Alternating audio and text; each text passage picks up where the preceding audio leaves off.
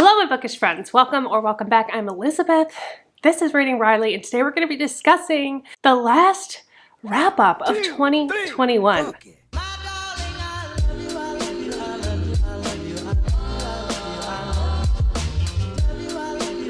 Wow, okay, so this is just like insane that the year has gone by so fast. It is what it is. It's also gone by really slow. So, you know, life is just weird in general. I finished up classes about halfway through the month, and so I was able to read a lot this month. Like, I read so many books this month. I read 16 books. Well, I read 15 books, but I have 16 to share with you today. But either way, just way too many. I wasn't even trying to read that much. It just happened. I will separate these books out into chapters, so if you're only interested in a few, you can kind of skip around. That kind of makes it easier since this is probably going to be a longer video. Just kind of give you a heads up there. If you're not subscribed and you're interested or you're so inclined, I would really appreciate it if you would do that. It helps me out a lot. And then if you hit the little bell button, you will be notified of my future videos that I create. And also, I will post my social medias down here so you can check those out if you want to hook up on Insta, on TikTok, which I'm trying to do. I don't know yet. I don't know my style over there yet, but I'm trying to figure it out. Like I did last month, I'm again going to rank these in order of star rating, starting with the lowest star rating and the highest star rating. So let me just kind of give you an overview of what we have. Our lowest star rating this month was 2 stars. I have 3 of those.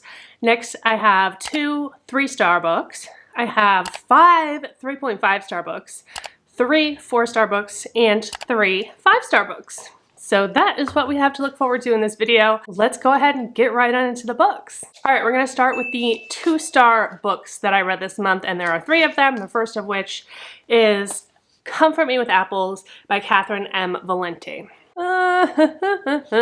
I was so excited for this little novella. Just little bitty guy, I think it's about 100 pages. The setup was Sophie loves her husband. He's perfect. She's made for him. She's so happy to the point where it's like, obviously something's messed up here. Like, you know, something's not going right. This is like a thriller / horror, I suppose. And the way it's marketed is that there's something in this basement and she is not allowed down there. And when she starts questioning her neighbors and people about it, she finds that something's not quite right with her husband. They live in this community where it's perfect and it's safe for everybody, but there's this like really demanding HOA where there's all these rules and you can't do this, you can't do that. There's very specific things.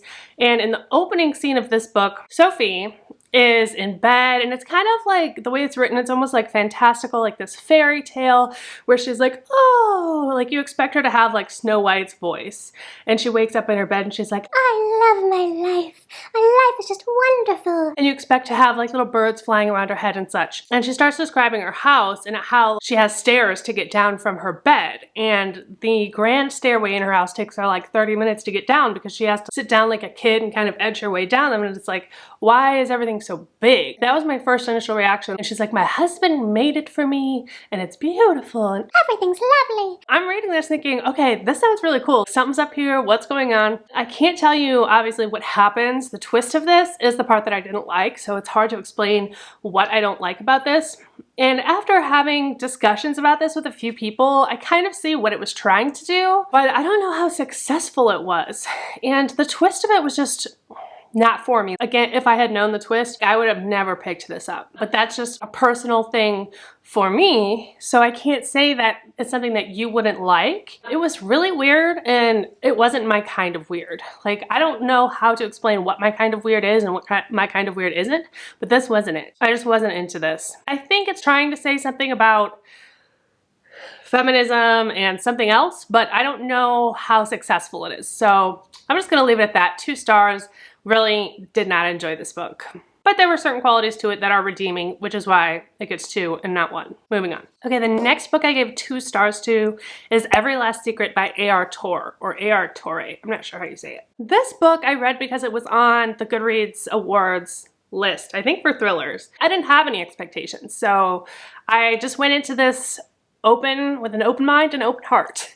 And I did not like it. It reminded me of The Wife Upstairs. The reason I didn't like The Wife Upstairs by Rachel Hawkins, no one's likable. There's no one to root for. There's no likable characters, not even morally great. They're all just shit people. They're bitches being bitchy to each other. We're basically following these two women, Kat and Nina. It's multi-POV, so it goes back and forth, if I remember correctly, from their POVs. Kat is the queen of Highland Park. She's gorgeous, she's got the perfect husband, the perfect house, but she's not letting that go. And then we have Nina, who's just moving into town with her husband, and she is basically in search of that lifestyle. She's also got a past, she's a greedy bitch, and she wants what Kat has.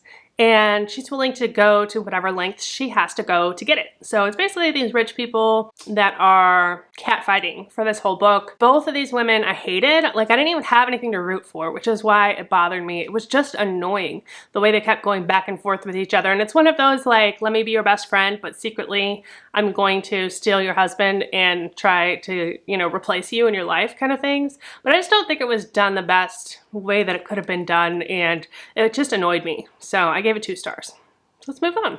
And the next book that I gave 2 stars to this month, and I feel like this one might be controversial, it might be an unpopular opinion, I'm not sure, because I really haven't seen too many other reviews for this yet. Technically it still hasn't been released, but I got it from Book of the Month, and that's Flicker in the Dark by Stacy Willingham.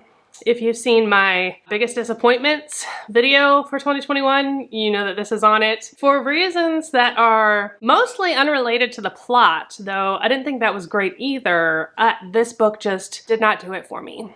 I really had issues with the writing. I had issues with the editing. I felt like it was very repetitive, and they used certain words and certain phrases over and over throughout. I didn't even read this in one sitting, so it's like, it really bothered me that much that, like, I just kept, like, noticing it and hearing it, and it was almost like the author used the word flicker so many times in this book, and it was almost like she was like, oh, you see what I did? Do you see what I did? And it's not like when you find the reason for the title, because you never find the reason for the title. It's just like she mentions it over and over again, like, it's all coming together. There's no meaning for that. It makes no sense. I'm not here for it. I don't understand. Also, there were just some really odd references in there.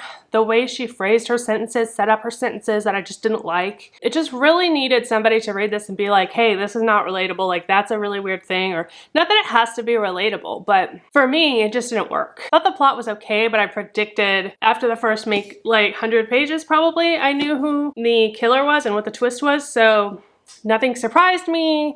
I was wanting to be amazed and impressed by it as I was really anticipating it, and it just didn't happen. I am, however, looking forward to the HBO miniseries adaptation that I think is produced by Emma Stone or directed by Emma Stone. She's affiliated with it in some way. And I think, depending on how it's done, because of the fact that the writing was my biggest issue with this, that it could still be done in a really cool way. And I think that the bones are good, and that's why it was chosen to be picked up for that series. So hopefully that will be redeeming. So we'll see when that happens. But for now, this is a 2-star for me. Okay, moving on to my 3-star books for this month. I have 2 of them. They're both really different and kind of not in my usual reading. Well, I don't know. You can decide for that for yourself. But this one is actually for class, and this is Unmariageable by Soniah Kamal. This is another Pride and Prejudice retelling. Overall, like, the story was fine. Like, I thought it was fine. It's set in Pakistan, I believe. Is this set in Pakistan? Yeah. We have this teacher who's basically Elizabeth Bennet, and she's a teacher, and she's teaching these girls, and she gets in trouble because she is too out there for this school. Like, she wants to teach the girls that they don't need a man and they don't need to get married. Pakistani culture, it seems, is very similar to the culture of Regency England, where the women are pushed to marry young, to not get educated so that they can spend their time focusing on finding a man to marry. And so in that way, I thought it was really cool. But what I didn't love about this book was that it was meta in a way that didn't really make sense. So, like, all of the character names were very similar to the character names in Pride and Prejudice. Like, the Bennet family was the Bennet family. Like, Elizabeth was Elizabeth, or Alice for short. Darcy was Darcy, but it D-A-R-S-E-E. So it's like very, very similar. And then she's teaching the girls in her class about Pride and Prejudice. So she actually talks about the book Pride and Prejudice so much throughout this book. And it just made me, it took me outside of the story when she wasn't acknowledging the fact that like, hey, every person in my life has almost the exact same name as the people in this book that I'm teaching to these girls. And it's like, if you're going to like try to be meta about it, then you have to like either take it farther or name your characters completely different characters, you know, have it be totally separate if you're going to reference it, or go deeper and dive deeper into it and make her realize that she's inside her own Pride and Prejudice, and that it could be like this really cool thing if she took it farther, but she didn't. Anyway, I'm rambling. So it was 3 stars. It was fine. Didn't love it, didn't hate it. Right in the middle. Moving on. Okay, the next book that I gave 3 stars to this month is called Forward, Stories of Tomorrow. And this is kind of an anthology, although it is an Amazon or an Audible original, so it's not in print. But the authors that wrote stories for this, I was so impressed by. I was like, how have I not heard of this? It sounds so amazing. We have Veronica Roth, N.K. Jemisin, Paul Tremblay, Blake Crouch, Amor Towless, and Andy Weir. And so I was like, holy crap, that sounds so amazing. I have to read this. Generally, I thought most of the stories were just so I didn't know really what to rate this, but there was one story in there that really stood out for me that I just thought was amazing, and from one of these authors that I haven't read from before, and that is N.K. Jemisin. I thought it was so good. What was it called? Emergency Skin. Ah! By the way, these are all like sci-fi stories. Almost like Black Mirror-esque type stories where it's like, you know, into the future, not so far, but like some of them not so far, some of them farther into the future. This one in particular, much farther into the future. There's an alien, he's on a mission to go to Earth to get these skin samples, because if you are important on this planet, then you get to wear skin. And so they've told this guy, like, if you go get these skin samples for us, we're gonna give you a skin, and you're gonna be like famous on our planet. So he's on this mission to go get the skin, and the way it's told is like, you never hear the guy's voice who we're following, you only hear what's in his ear, and it's like the contact from back home, and he's just telling him about his mission. So you don't hear, and you hear other people around him when he gets to that, but like that's it. And it's so cool the way it's written, because it's like, yes. You are completing your mission, now do this. No, don't do that. Make a left, make a left. You know that he's responding to these people, but you don't hear that. This guy gets on Earth, and supposedly like thousands of years ago, or however many years ago, after all of the humans destroyed the Earth, the best of the best people left. And so all of your scientists, all of your politicians, all of your like important people left Earth before it could come crashing down on them, and went and colonized a new planet. And these are the aliens that are coming back. So they get to Earth and they're like, holy crap, there's still people here. How are they alive? What's going on? And all the people that were left on Earth were the ones who weren't greedy, maybe weren't the sharpest tool in the sheds, but they were all kind, and they all cared about each other, and they all came together and corrected the entire global warming problem before it ever made them go extinct. And so this alien's coming back, and he starts questioning what is right and what is wrong, who deems what is important and what is not. Maybe they were wrong to have left in the first place. He's questioning everything he's ever believed and ever been taught. It was beautiful. It was a gorgeous story. It was hilarious. It very much reminded me of The Humans by Matt Haig. And so if you can find it, I'd recommend definitely reading that one. And I'm really interested to read more N.K. Jemisin now. And I think she writes, I think it's a she. I don't even know. It could be a man. I think they write more fantasy. Definitely love that writing style, and looking forward to reading something more from them. Moving on. Oh my god, I'm already like 20 minutes in. I've only given you 5 books. This is insane. So we have 5 3.5 star books, and I'll try to go through these a little more quickly if I can. The first of my 3.5 star books is I Know You Know by Gilly Macmillon. I think it's Gilly. No, Gillian Flynn is Gillian. I think this one is Gilly. I don't know, these G names throw me off.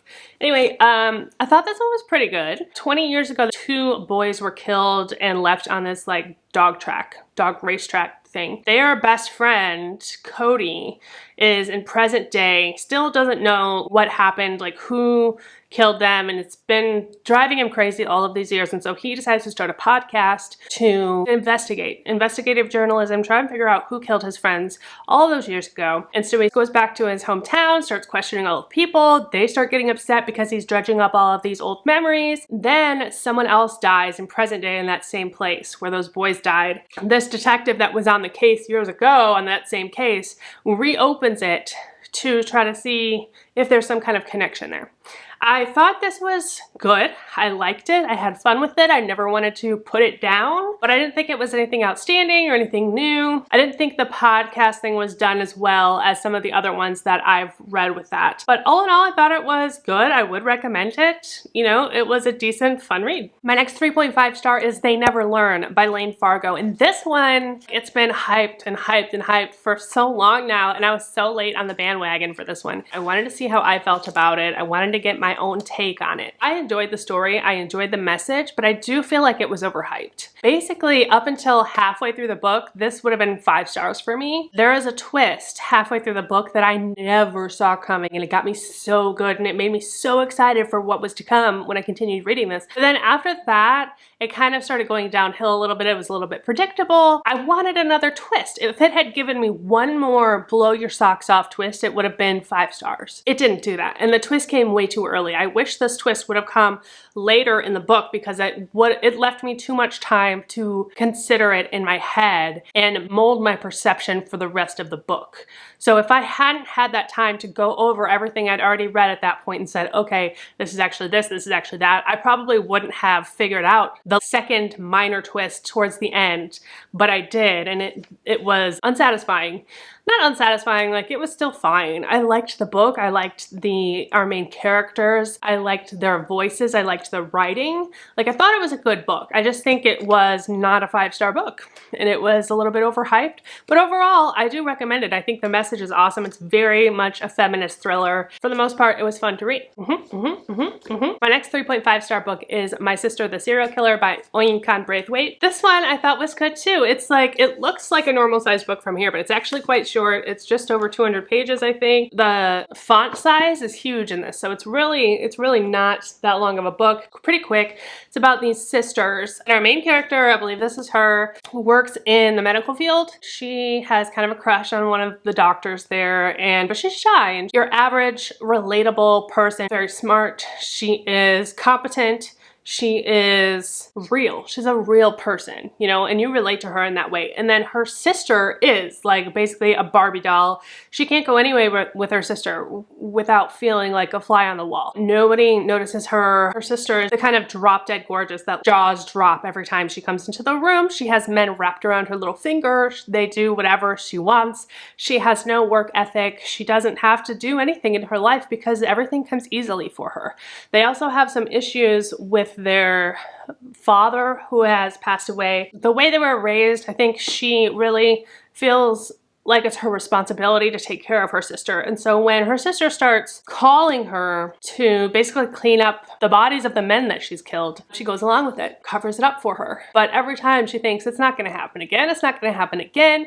And then her sister starts dating this doctor that she has a crush on. That's her breaking point. She's like, I'm not gonna let you hurt him. Everything starts going wrong. So that's the general gist of it. At first I was like, so, like I wasn't really invested in the characters, but as I went on, I really got invested into this character and really liked her and wanted her to like kick some ass and like take her power back. If anything, I wish it was longer. I wasn't blown away by this, but I did enjoy my time with it. And like I said, it was just a really fun, quick read. Okay, my next 3.5-star book is The Winter People by Jeniifer McMahon. I didn't love it enough for it to be a 4-star for me, but again, I feel like this is a good book. Like this is a good book, and I think this can be 5-star for many people. It's just the tone of this isn't quite my style. And this is the second Jeniifer McMahon I've read. I read her newest book. I can't remember what it's called right now, but I'll pop it up here real quick. And liked that one just fine too. I think I gave that one 4 stars actually. This is a dual timeline, and it's about this family in Vermont. There's a lot of old legends and mysterious things that happened in the past in the early 1900s. It's very atmospheric. She finds this diary from a person who used to live in her home before.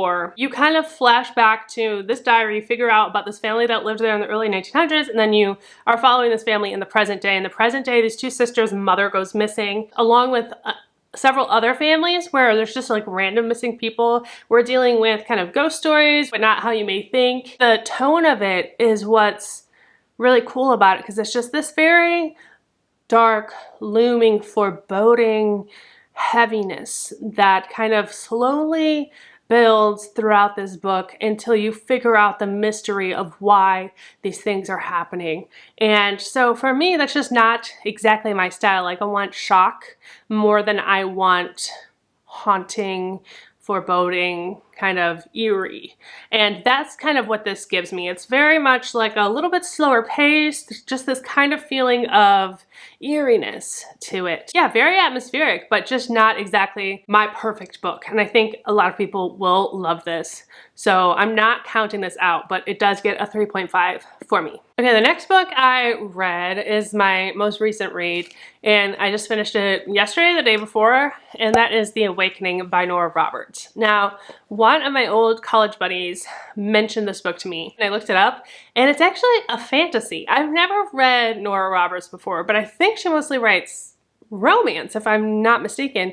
And so I was kind of surprised to see that she had written a fantasy, and I was just kind of in the mood for fairies. Give me that like Sarah J. Maas fix that I've been looking for. But let me just tell you, this is about Breen Kelly. She is a fiery redhead. But not really. I mean, she is, but she spends most of her days trying to hide that. She's very shy, like doesn't want attention. She doesn't want to push any boundaries. She is a teacher, I think like a middle school teacher, and she's kind of lived her life in a way that, I don't want to say boring, but like reserved. Yeah, reserved. Her father left when she was 10, and she hasn't heard from him since. She's got this amazing gay bestie, and he's always pushing her to try new things. She dyes her hair brown so she doesn't stand out, like things like that. Breen discovers that she has all this money that her family from Ireland has been sending her for years, and her mother has been hiding from her. She decides, I'm gonna take a trip to Ireland, and then she discovers her hometown, her people. She discovers that she is in fact fae,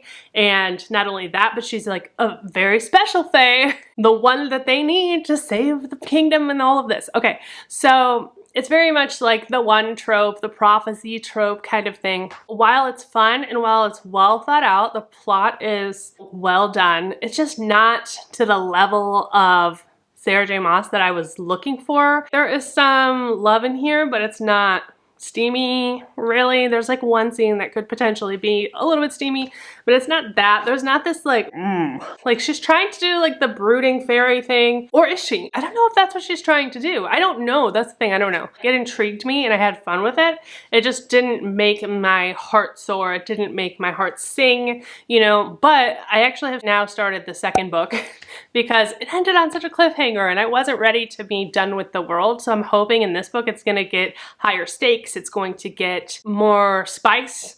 And so we'll just have to see. I've basically decided that if I didn't immediately start the next book, I wasn't ever going to read it. So I was like, well, I'm invested in the story right now. I'm going to pick it up. So you'll have to wait to see for my January wrap up to see how I feel about that. But I think it's fine. I will say some of the dialogue is a little cheesy. Don't know that Nora Roberts actually knows any gay men, but especially Marco, that character, his dialogue's weird to me. And that could partially be the audio, the way it's interpreted. So I won't blame her for that entirely. Okay, let's move on to my 4 stars. My next 4-star book is Emma in the Night by Wendy Walker. This one I had fun with. I liked, okay, so it's about these 2 sisters, Emma and Cass, and they both go missing on the same night. There's this doctor, Dr. Winter, and we follow her as well, and she's been involved in this case since they went missing 3 years ago. One of the sisters, Cass, shows back up, and she has all these crazy stories about how they were kept captive on this island by this couple, and all of this stuff happened, and she didn't know where she was, and Dr. Winters just doesn't think this adds up. Now, Dr. Winters is interested in them because their mother, she thinks, is a narcissist, and she studies narcissists, and her own mother was one as well, and that's what she got her doctorates for. She's done a lot of research about narcissism in this particular type of extreme narcissism that she believes these girls' mother has and how it affects a child. So she feels like she's more in tune to them mentally. So she's paying really close attention to Cass's story to try to figure out what happened. That was the most interesting part of this for me, is that we got that psychological perspective, which I enjoy. So that's why I gave this one 4 stars. It was kind of dark, but not in like a serial killer dark way, but in like a mental capacity way and how people like that affect us and affect a child that is raised by them. Different ways that that can go as far as like your personality and things of that nature. So I just thought it was really interesting and it was a good story. It wasn't anything mind-blowing, and as I'm describing it, I'm thinking maybe I should have given it 3.5 because I'm not that excited about it. So I might have to change that. We'll see, but at the time I did give it 4 stars. I really don't have that many complaints about it. I'm just not like overblown with emotion about it. So I'll leave it at that. Okay, the next 2 are both by the same author, which is an author that I hadn't read before and fully regret it. And I'm really excited to start reading more of her backlist, and that's Jeniifer Hillier. So I read Little Secrets for my in-person book club that I go to. Well, I actually haven't been since the beginning of last semester because it's the same night as my class was. So it's my first one back. So I was like really excited to get into it. I thought it was really good. I liked the writing. I liked the twists. It was captivating. It kept my attention. Trigger warnings for loss of a child. So we're following Marin, and she's kind of this famous hairstylist. She does the hair of celebrities and all of that. Her husband's also an accomplished businessman. Right before Christmas, I thought it was the perfect time to read it because it was right before Christmas. Her son Sebastian, who I think is like 4 or 5, gets kidnapped in the mall. It's just madness in the mall. He gets taken away by Santa Claus. So we fast forward to about a year later, they still have not found her son, and she's absolutely devastated. Like, this ruins her world. It messes her up so much. And her husband have become really distant. She hires this PI to figure out what happened to Sebastian, and she's still hopeful. She's part of a support group for parents that have lost their children. That's kind of helping her, but she's basically numb to the world. Like, she has no feelings, no emotions. She's tried to unalive herself on 1 or 2 different occasions and failed. Then her private investigator comes to her and tells her that while investigating her son's disappearance, she accidentally came across the fact that her husband is cheating on her with this younger woman, this Instagram girl who's, you know, like 24 and everything you would not want to see your husband cheating on you with. And so this kind of sparks a flame in her though. She gets mad. She gets angry. This kind of sparks her back to life. Events unfold that starts to weave this web of deceit between her and her husband. She thinks something's happening, potentially could lead back to some information about her missing son. So I'll leave it at that. I will say I really liked the writing style. I read this in 1 day, put in the audio and just did stuff around the house and finished it in 1 day. In 1 day. I thought it was so much fun. I did guess the twist, but I guessed it at the perfect time, so it wasn't too soon. I didn't have enough time to unravel everything, but I did figure it out, and I think you're meant to figure it out. I think it's one of those where you're meant to figure it out just before it's revealed, basically. So then I was like, I'm going to read another one. So I picked up Jar of Hearts, which I saw Gabby read and really loved, and I know was popular a while back, and I've just never read it, never was interested in it for kind of the same reasons that Gabby said she wasn't interested either. It seemed more like a romance. I don't know why I expected it to be like a high school setting and things like that, but it wasn't. It was so good. However many years ago, I think like 15 years ago or something, you have these 3 best friends, Angela, Kaiser, and Gio. Angela is killed. Kaiser and Gio eventually drift apart. In current day, Gio is this badass businesswoman. She's like an executive at this huge company and she's super impressive. And Kaiser is a detective.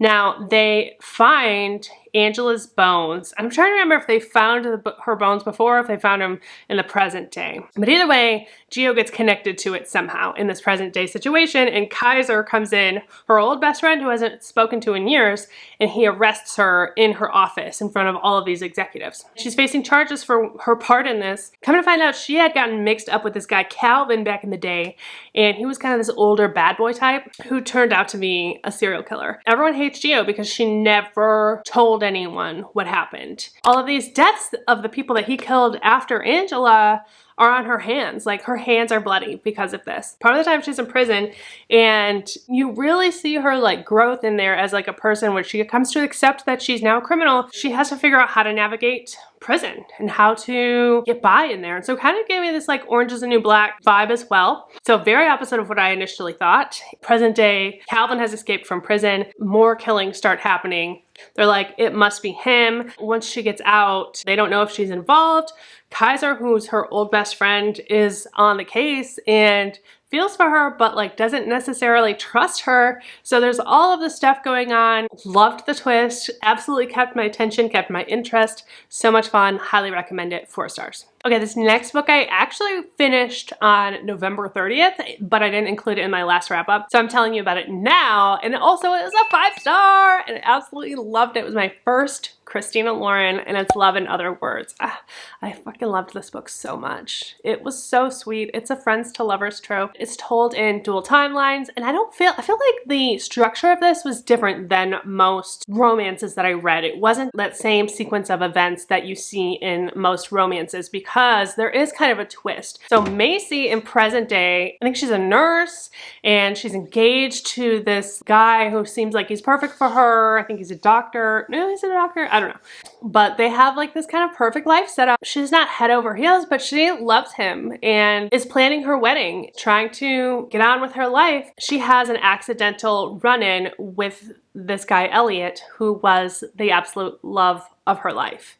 And so we flip back in time to when they meet. And it's kind of heavy actually, because when she was young, her mom passed away. So it was just her and her dad. So they get this lake house. Her mom left her this list of all of these things that her dad should do for her, things to give her when she's a certain age, things to try to be in her life as she grew up because she died from cancer. And so she knew it was coming. She had time to kind of prepare. So they get this lake house, I think it is, or weekend house. She meets the family next door and Elliot lives next door to her. And they have this like crazy bond over books and reading, which I absolutely love. Absolutely love reading about books. I think it's like so much fun. So that was part of the joy of this for me. They kind of go through all those things growing up, all of those like awkward teenage moments. I love those first crushes and things, and they're never a thing, but then like, they kind of have a thing and they finally fall into this place where they like admit their love for each other. And then there's this one night that just destroys everything and you don't learn about what happened that one night until as you're reading throughout the book. And so she has this chance encounter with Elliot in present day, and they kind of start to rekindle what's happening, and she's conflicted, but she doesn't know what to do, and she doesn't know if she can trust him because of what happened that night. We're kind of just following them throughout this journey, and it was beautiful and lovely and heartfelt and heavy, and it just left me so warm and happy inside, and I loved it. And so definitely gonna be checking out some more Christina Lauren. Let me know if you have any suggestions for her books that I should read that are similar to this. I don't read a whole lot of romances, but if I am going to, like, this is the type of romance that I want to read. It just spoke to me and pulled on my heartstrings, and I absolutely loved it. Next, I have a memoir that I read for Thrills of the Weekend, and that is In the Dream House by Carmen Maria Machado. Again, never read Carmen Maria Machado before. Again, absolutely love her. Fell in love with this memoir. And I don't like memoirs typically. The only other memoir that I've read this year, I think, is the Lucille Ball memoir, which is called Love, Lucy. And obviously loved that because I love Lucy. But this one, I wasn't sure what I was going into. Like, why would you want to read a memoir about someone you don't even know who they are? But this is written like it's like a, I don't want to call it a poem. It's poetic in the way that it's written, but so profound. It's chronicling her experience in her relationship with another woman, in an abusive relationship with another woman. And the way it's written, each chapter has a different title, a different context in which to talk about this dream house. The dream house is basically the idea of what she thought she had in this relationship and the reality of what it actually was. So each context is different. There's actually even an I Love Lucy chapter, Lucy and Desi. Dream house as diagnosis.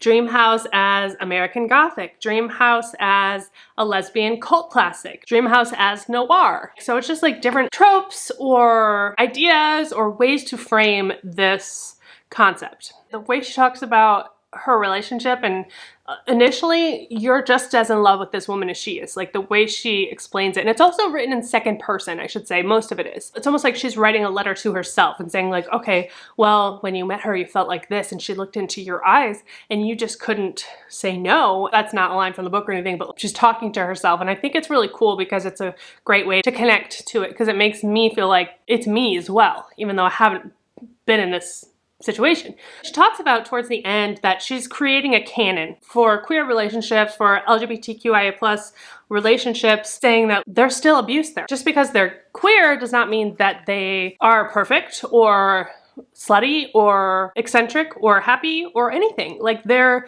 just people. We're all just people, and nobody really shines a light on these kind of issues. There's a section here on Disney movies and stuff, and how much, as much as she loves the characters, most of the gay characters are villains or screwballs or something that shows them in a negative light. And, you know, she doesn't mind it because she's getting that exposure, but she wants people to know that there is a whole spectrum of people that are all so different. And, you know, some of them are abusers and some of them are toxic, but some of them are lovely and wonderful and kind and just beautiful. So poignant, so profound. Highly recommend reading this. Like, I don't know how to explain it to convince you to read it, because I feel like I'm not doing a good job of that, but I wasn't particularly interested in this. I wouldn't have picked it up probably if it hadn't been the buddy read for the readathon, and I'm so glad I did. I thought it was gorgeous, and I have a little bit of a crush on Carmen Machado now, not gonna lie. So I'm definitely going to be wanting to pick up Her Body and Other Stories, I think is another one of her books that I really want to read. Yeah. All right. Last book. We're there. The last book of this video and 5-star book as well is The Last House on Needless Street by Catriona Ward. This book, I had no idea what it was about. It's very divisive. Some people love it. Some people hate it. I didn't know on which side I would fall. Again, I just wanted to figure it out for myself. It's been so like behind closed doors. You're like, oh, we can't talk about it, because the twist is basically what the book's about, and so we can't reveal that. It is the twist that shall not be named. You just can't talk about it. So it's really hard to discuss this book with any kind of nuance without spoiling it. You know what I'm saying? But I will say, if I had known what this book was about, I would have picked it up much, much sooner. That's for me specifically. The twist involves something that I really, really enjoy talking about, really enjoy reading about. I was so happy I picked it up. It is controversial in a sense because this trope, while I love it, some people do not. Some people could say that it is problematic. I don't think it is. I think it's well done, but keep that in mind. I've also heard mention of animal abuse in this, which I don't recall specifically, but it obviously didn't trigger me, but I think it's there, so if that triggers you as well, just be careful with that. I just thought it was so interesting. It flips its switch on you. It makes you think one thing about this. It's not even part of the twist, but just the way the characters work around each other calls attention to the way you perceive things and the way you perceive people. So I thought that was really cool. It just got me to thinking, I guess I should tell you what it's about a little bit. From what I can, we're following this guy, Ted. He lives with his daughter Lauren in this house, and so you get his perspective, but then you also get the perspective of his cat, who is hilarious, by the way. His cat is really religious and knocks the Bible off of the mantle every day, and whatever quote it falls open to, that's what she thinks God is telling her for that day. Ted, obviously, like the way his character is written, it's just a little bit off, like something's off, you're not really sure. And then there's also this Popsicle girl, which is this girl who disappeared near them years ago. It's coming up to the anniversary of that, and Ted is affected by that very much. Yeah, and I think that's where I'll leave it with that. It was 5 stars for me. I loved it. I loved it so much. I will definitely be picking up more books from Catriona Ward in the future. That's gonna be it for my wrap up today, y'all. If you're still with me, oh my gosh, you're a saint, because I haven't edited this yet, obviously, but I can just tell. I've been sitting here for probably about an hour talking, and I'm gonna try to clip it down a little bit more, but bless your heart if you are still here with me. Again, don't forget to subscribe and give me a like. Let me know down below, have you read any of these books? Are you interested in them? Have I talked you into any of them perhaps, or talked you out of any of them? I'd be interested to know. As always, I love book recommendations based on these. If you have any ideas for me, let me know. And don't forget that life is short, so read Riley, and I will see you next time. Cheers and goodbye.